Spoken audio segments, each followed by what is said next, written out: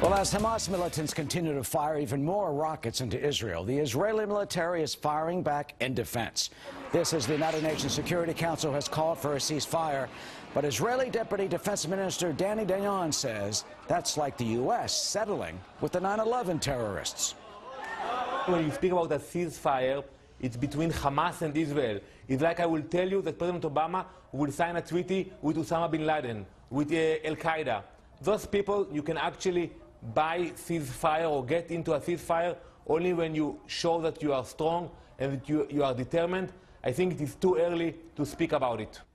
Ambassador Dan Gillerman is the former Israeli ambassador to the United Nations, a Fox News contributor, and joins us now from Tel Aviv. Ambassador, it seems that the Hamas militants now have the Fajar 5 Iranian-made rockets that can hit Tel Aviv.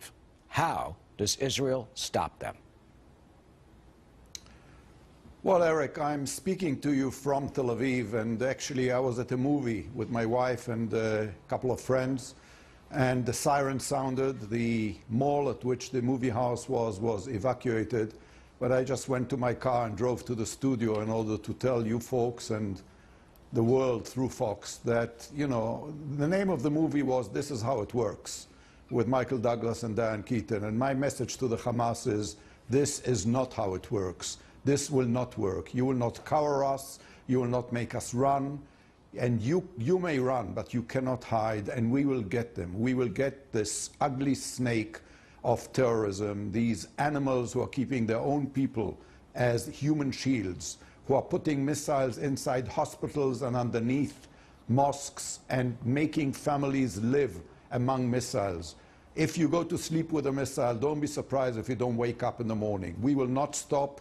We will not agree to a ceasefire. We will finish the job and make sure that Hamas, after this is over, will never be able to raise its ugly head. And this monster, which is threatening not just Israel, but the rest of the world, will not be able to continue to do this dirty, dirty work.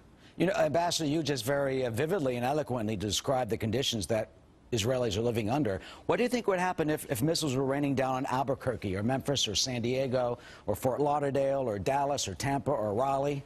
What would we do? Well, I think this is the first question I would ask you, and I would ask every member of the Security Council who is telling us to talk to Hamas and to have a ceasefire. What would you do? What would the United States do if missiles rained down from Albuquerque, as you said, from either Mexico or Canada? What would France do if missiles rained down from Germany? What would Russia do if missiles rained down on it? What would China do? All these sanctimonious people who are preaching to us, who are they to preach to us? The Russians who wiped out Chechnya after a few missiles, the Chinese who cleared out Tiananmen Square, the British who sent out thousands of troops to a remote island in the Falklands, thousands of miles away from their own territory because of a couple of sheep. We are defending our homes. We are living in a very tough and very dangerous and brutal and cruel neighborhood, and we are actually on the front line of terrorism. We're fighting not just for us. We're fighting for you, for our American friends, for our friends around the world, because this is the first line of defense, and we have to make sure we destroy those animals who are trying to destroy us. And I assure you, Eric, we will not stop until we do. Ambassador Dan Gillerman from Israel, which is under a barrage of rockets from Hamas and is fighting back, maybe for Israel's very survival. Thank you so much for joining us tonight from Israel and from Tel Aviv, that has continued to become under attack.